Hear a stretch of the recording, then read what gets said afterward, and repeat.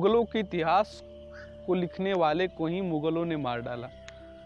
ये भी एक सच्चाई है इस मुगलकालीन सभ्यता की। महान मुगल सम्राट या महान मुगल साम्राज्य कह सकते हो, क्योंकि भाई वो हमारा आपका इतिहास ही है, हमारे देश के इतिहास ही है मुगल, तो उसे भुला तो नहीं सकते हम। हाँ, तो आज उसके बारे में हम बात करने जा रहे हैं। तो एक ऐसा व्यक्ति जिसका नाम था अबुल फजल इब्न मुबारक, हम लोग उसे अबुल फजल भी कहते हैं, उनका पूरा नाम था अबुल फजल इब्न मुबारक, और मात्र 20 वर्ष की उम्र में वह मुगल साम्राज्य के प्रधानमंत्री बन गए थे। आपको यकीन नहीं होगा, मात्र 20 वर्ष की उम्र में पूरे मुगल साम्राज्य की अकबर के शासनकाल में प्रधानमंत्री बन गए थे। अपने शौर्य, अपने शिक्षा, अपनी पहचान, प्रतिभा के दम पे। उनका जन्म 14 जनवरी 1551 को आगरा में हुआ था। उनका पूरा परिवार राजस्थान के नागौर जनपद में रहता था। वे संबंध रखते थे अरब के हिजाजी परिवार से, अबुल फजल, और उनका जन्म जो हुआ था आगरा में हुआ था। और उनके बारे में एक कहानी भी प्रचलित है और अकबरनामा में उन्होंने भी वर्णित किया है कि उन्हें एक पुस्तक मिली थी 15 वर्ष की उम्र में, जब वो पढ़ाई कर रहे थे।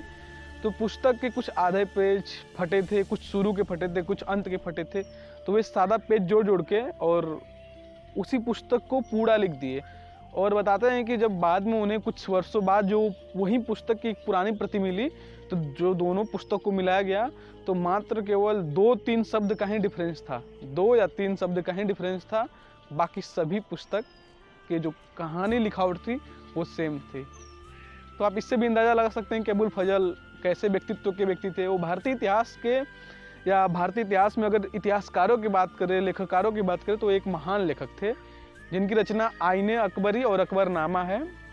आपको पढ़ना हो तो पढ़ लीजिए, वो विकिपीडिया पे और प्ले स्टोर पे मौजूद है, ऐप स्टोर पे भी मौजूद है। तो हम यहाँ पर बात करते हैं अकबर और जहांगीर। चूँकि पॉपुलर मॉडर्न में बहुत लोग जानते हैं कि अकबर और जहांगीर अर्थात सलीम के बीच में जो झगड़ा का जड़ था, जो झगड़े की मुद्दा थी, वो अनारकली थी। लेकिन यह एक तथाकथित कहानी है, इसका कोई वास्तविक जीवन से कोई लेना देना नहीं है। अनारकली नामक कोई भी एक प्रासंगिक किरदार नहीं मिलता है। अकबरनामा में भी इसका वर्णन है और आईने अकबरी में भी वर्णन है।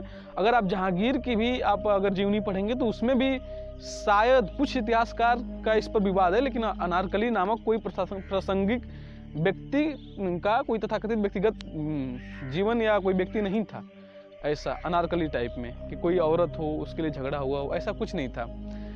अकबर और सलीम अर्थात जहांगीर के बीच मुख्य झगड़े के जड़ थे यही अबुल फजल। अबुल फजल को अकबर का सबसे करीबी माना जाता था, इसीलिए अकबर ने उन्हें अपने नवरत्नों में शामिल किया था। अबुल फजल जैसे दरबार लगता था तो जो कट्टरपंथी मौलाना हैं उनको कुरान पर लेकर जब बहस होती थी तो अबुल फजल अकबर की सहायता करते थे, उनसे तकरीर करने में, और बहुत ज़्यादा करते थे। और सलीम इस नज़दीकियों को देख करके बहुत ज़्यादा चिंतित रहता था, बहुत ज़्यादा जलता था कि यार मेरे पिता के बाद हो सकता है अबुल फजल ही न सम्राट बन जाए, अबुल फजल ही न बादशाह बन जाए, शहंशाह बन जाए। इस चिंता में रहता था सलीम हर समय।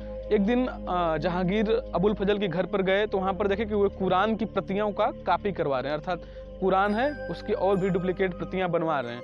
तो जितने प्रति बना रहे थे उनको और अबुल फजल को पकड़े सलीम और ले गए अकबर के दरबार में। बोले कि आप के सामने कुरान की बुराई करते हैं और कुरान के खिलाफ बोलते हैं और घर पर कुरान की आयतें लिखवा रहे हैं, कुरान की आयतें की नकल करवा रहे हैं। लेकिन अकबर अबुल फजल के सोच से वाकिफ थे, उनकी नीयत से वाकिफ थे कि ये कोई गलत काम नहीं कर सकते, इसलिए वहाँ पर कोई ठोस कार्रवाई नहीं हुई।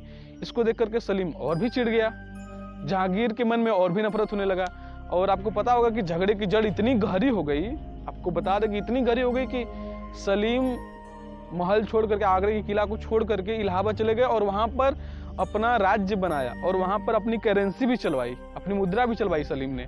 और वहाँ पर एक मतलब पैरेलल सरकार गवर्नमेंट चला रहे थे सलीम, जहांगीर। तो अकबर भी उनसे चिंतित हुआ करते थे कि ये क्या कर रहा है, मेरे बाद इसको ही शहंशाह बनना है, बादशाह बनना है, और ये विद्रोह की नीयत पे खड़ा हुआ है।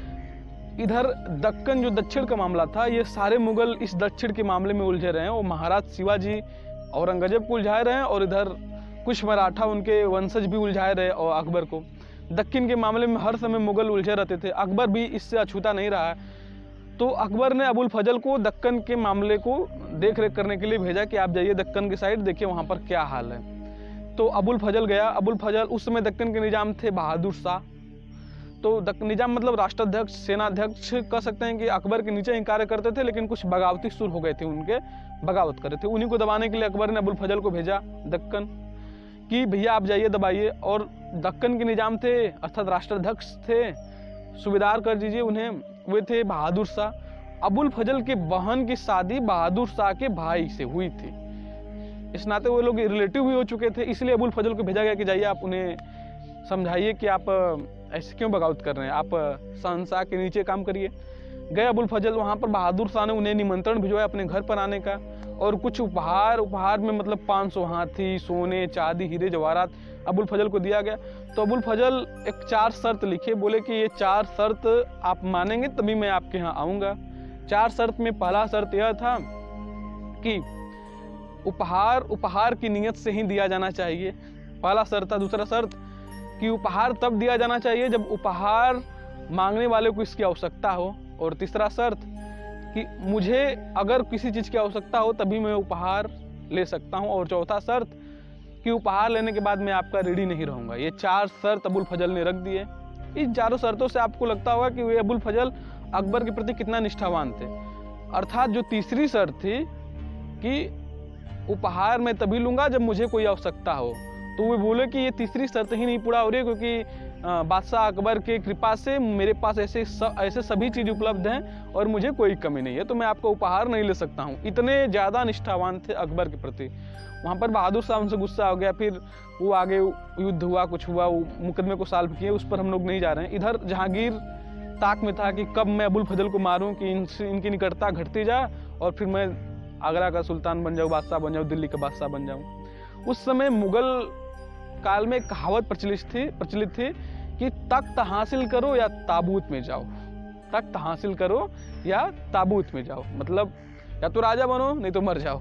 ये कहावत बहुत ज़्यादा प्रचलित थी और जहांगीर को तख्त हासिल करना था किसी न किसी कीमत पे, तो वो इसी ताक में था कि अबुल फजल को मारा जाए। इधर ओरछा के राजा थे मधुकर शाह के वंशज थे राम शाह, ओरछा के राजा थे और इनके भाई थे बीर सिंह बुंदेला।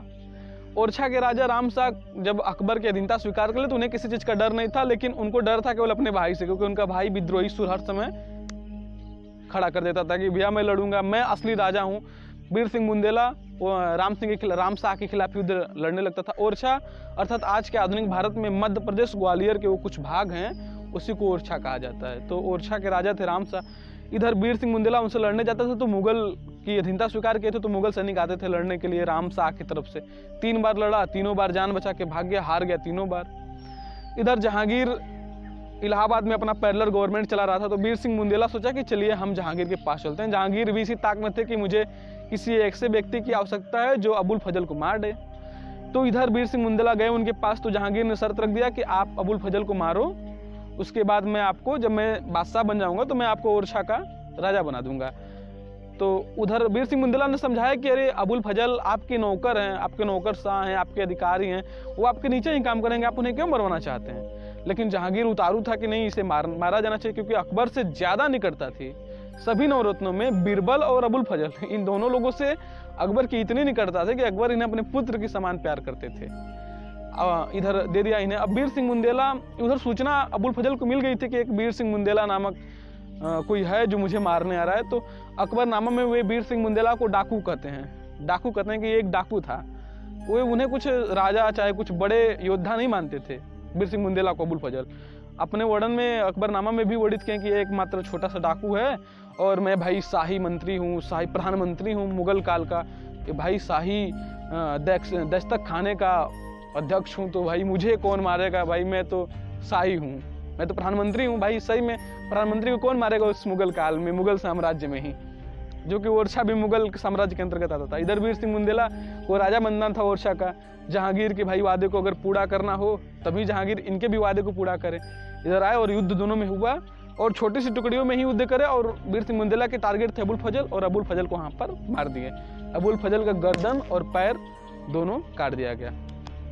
अब इधर जब अबुल फजल मारा गया तो अकबर को बताना था भाई। उस समय क्या था नियम ना कि अगर बादशाह की किसी अजीज की मौत हो जाए, बादशाह के किसी अजीज की मौत हो जाए तो डायरेक्ट बादशाह को नहीं बताया जाता था।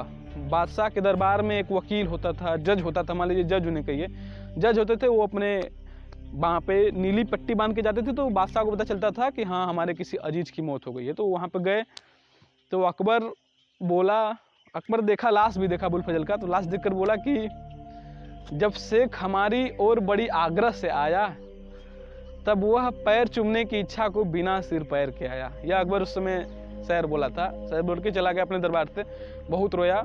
और इनकी मौत 12 अगस्त 1602 ईस्वी में हो गई थी। उसके 3 साल बाद अकबर की भी मृत्यु हो गई। अकबर की मृत्यु के बाद केवल 2 नवरत्न उनके बचे रहे, वो थे फैजी और राजा मान सिंह। ये 2 नवरत्न अकबर की मृत्यु के बाद भी बचे रहे, बाकी सभी लोग तो मर चुके थे। उसके बाद जहांगीर सुल्तान बन गया, बादशाह बन गया। तो ये कहानी थी एक, कह सकते हैं कि महान इतिहासकार अबुल फजल के बारे में, जो कि अकबरनामा, आईने अकबरी जैसे ग्रंथ लिखे हैं, पुस्तक लिखे हैं।